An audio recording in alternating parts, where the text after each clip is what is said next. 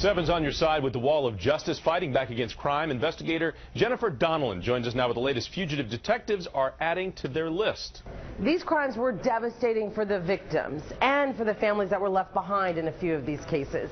Can we help get them some level of closure? Let's turn to the 7 on your side fighting back wall of justice. This week, Arlington County Police are adding Cobra Clifford Singh to the wall.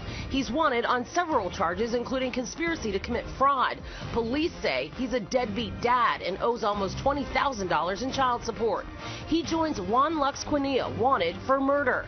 Bayron Cruz Vargas, also wanted for murder.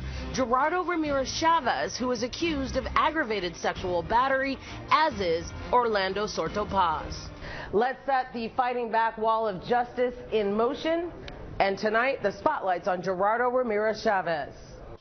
Tonight, the search for 31-year-old Gerardo Ramirez Chavez.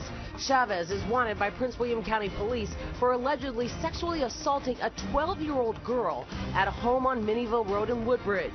Police say he was a friend of the young girl's family and has ties in Maryland. Detectives have been looking for him since March.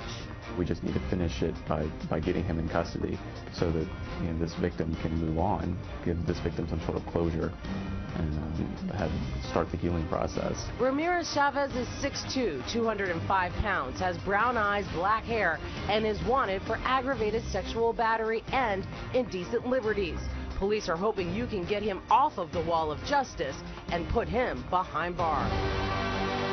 If you have any information on the location of Gerardo Ramirez Chavez, you're asked to call Prince William County Police. We'll see you next week with the 7 on your side fighting back wall of justice. I'm Jennifer Donnellan.